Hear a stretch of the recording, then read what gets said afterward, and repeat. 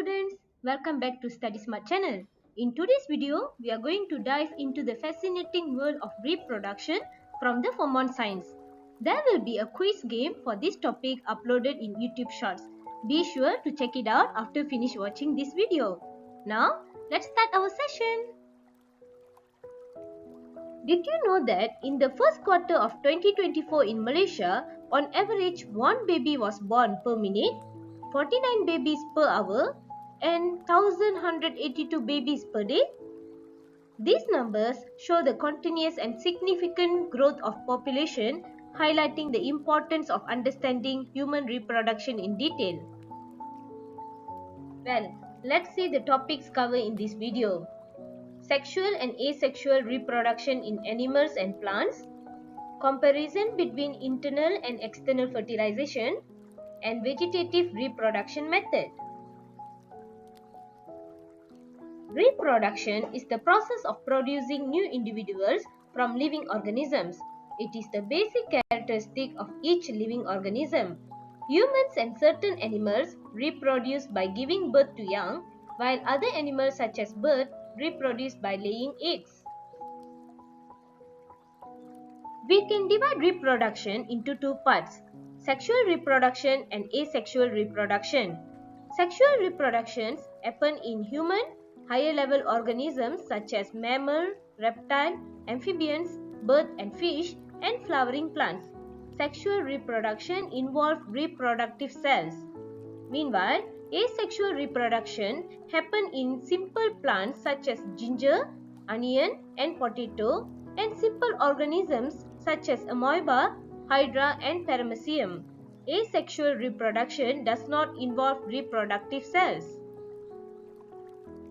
Let's look at sexual reproduction. Sexual reproduction is the main type of reproduction carried out by human, higher animals, and plants. It involves two parents. Male parent that carries male reproductive cell, which is the sperm. Sperm is being produced by the male reproductive organ, which is the testes. And female parent that carries female reproductive cell.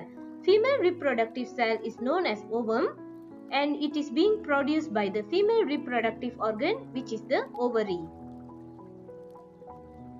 The main difference between sexual and asexual reproduction is that sexual reproduction able to produce new generation that is different from the parents and shows genetic variation. The process by which the male and female gamete, which is the sperm and the ovum, unite to form a zygote is known as fertilization. Fertilization is the first process for sexual reproduction. There are two types of fertilization: internal fertilization and external fertilization. Internal fertilization occurs inside the body of the female parent. This is when the male parent releases the sperm inside the body of the female parent. So, in an internal fertilization, the sperm and ovum will fuse together to form a zygote. This is what we call internal fertilization because it is happening inside the female body. As for external fertilization, it occurs outside the body of the female parent. Just like the name called external, the fertilization also will happen external. So, fertilization means the sperm and the ovum fuse together. Okay, external fertilization happens when the male parent releases the sperm and the female parent releases the ovum, both also outside the female body. The sperm swim towards the ovum and fuse together to form the zygote, which is happening again outside the body of the female. So that is why it is known as external fertilization. Here an example between the internal and external fertilization. As for internal fertilization, we can see that the male chicken releases its sperm inside the body of the female chicken. The fusion between the sperm and the ovum happens inside the body of the female chicken. That's why it is known as internal fertilization. As for external fertilization, in the first picture on the right hand side, we can see that the female fish releases eggs or ova in the sea. The male then releases its sperm in the sea as well, and these sperms swim towards the eggs. We can see that here they mention ova instead of ovum. Ova is the plural of the ovum. Most species that utilize the external fertilization, such as the fish and amphibians, they release multiple eggs at once. Why is it so? This is because this strategy will increase the chance of successful fertilization given the potential hazard in the environment, such as the predation and also unfavorable conditions. Now, let's look at asexual reproduction. Asexual reproduction is the process of producing new individuals without involving reproductive cell such as sperm and ovum. It only involves one parent and there is no fertilization. The new individual produced will be genetically identical to their parents. As such, there is no variation among the new individuals produced by asexual reproduction. There are 5 types of asexual reproduction: binary fission, budding, regeneration, spore formation, and vegetative reproduction. Let's look at the first example of asexual reproduction. This is known as binary fission. Binary fission is the division of a single parent cell into 2 daughter cells. The examples can be seen among simple organisms such as amoeba, paramecium, and bacteria. You can see the example over here. A amoeba is being divided into 2. In this case, the nucleus and the cytoplasm will be divided into 2 and each one will go to each daughter cells. The second example of asexual reproduction is budding.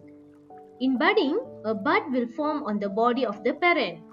Initially, it will start as a swelling and then it will start to develop and grows and finally it will break off as a new organism. The example of budding can be seen in organisms such as hydra and yeast. Next example is regeneration.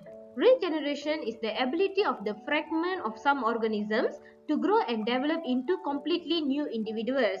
Example can be seen in flatworm, starfish, and planaria. You can see in this example over here, the starfish is being divided into 2 and each of the body of the starfish able to regenerate completely to form a new organisms. This is what we call as regeneration. The next example of asexual reproduction is spore formation. Spore formation is the process of producing spore in the sporangium. What is sporangium? Sporangium is this circle that contains the spores inside. These are all we call as a sporangium. Inside got a lot of tiny little spores. So when the sporangium breaks, the tiny and light spores will get scattered by the wind. So when these spores land on moist place, they will grow into new plants. This process is what we call as spore formation. The examples can be seen in organisms such as algae, fungus, fern, and bacteria. The last method of asexual reproduction is vegetative reproduction. Vegetative reproduction is a method of producing new plants from a vegetative part of a plant. What is a vegetative part? Vegetative part is referring to the structure that involved in the process of growth, development, and maintenance of the plant itself rather than reproduction. Example of vegetative parts are roots, underground stem, runners, bulbs, and leaf.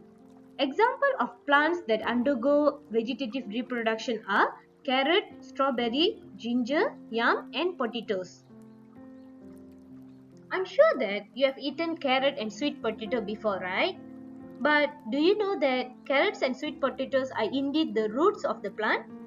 Yes, the edible portion of carrot that we commonly consume is a taproot, which is the thick root that develops from the primary root of the carrot plant. This taproot functions as the storage for the plant. Carrot plants store sugar and other carbohydrates in their taproots, which provide energy for the plant's growth and development. Same goes to sweet potato as well. So, the next time you consume a carrot or sweet potato, keep in mind that you are eating the root of the plant. Next vegetative part we have is the stem. Let's look at underground stem first. Unlike sweet potatoes, potatoes are a part of the underground stem. They are the underground storage structure known as the tubers. These tubers originate from the underground stem known as stolons or rhizome. Here how it works. The potato plant produces stolons or rhizome, which are the specialized horizontal stems that grow underground. These stems are thin and elongated and they run horizontally beneath the soil surface.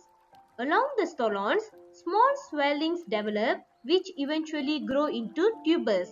These tubers are the structure commonly referred to as potatoes. Do you know that these tubers or potatoes serve as storage organ for the potato plant? Yes, they store reserve carbohydrates such as starch, which the plant uses for energy during the period of growth and reproduction. The tubers also store other nutrients necessary for the plant's development. So the potato that we are consuming are originated from the underground stem and also known as tubers. Next, we have the runner. Grass vegetative production through runners, which also known as stolons, is a method that enables grasses to spread and colonize new area without even relying on the seeds. Quite fascinating, right? They can extend over a considerable distance from the main plant. This is a highly efficient strategy for the grasses to spread and ensure survival and dominance in various ecosystems. Onions are classified as bulbs because they have a specialized underground storage structure known as the bulb. So what is bulb? Bulbs are the modified stems surrounded by a layer of modified leaf and they serve as a storage organ for nutrients and energy. The most special characteristic of bryophyllum plant is that the production of small plantlets along the margin of its leaf. These plantlets are complete miniature plant with their own roots, stem and leaf. This method ensures rapid propagation and survival, making it as a successful plant in various environments. So, in summary, asexual reproduction can be divided into 5 parts: binary fission, budding, regeneration, spore formation and vegetative reproduction. I hope by now you understand well all the 5 reproduction methods. The topics covered today were sexual and asexual reproduction in animals and plants, comparison between internal and external fertilization, and vegetative reproduction method. Well students, with this we are concluding today's session. Be sure to check out the quiz on this topic by clicking the link above. All the best for your quiz! Also, please do subscribe to Study Smart channel to get more benefit from educational videos like this. Until we meet again next time, thank you and have a nice day. Bye!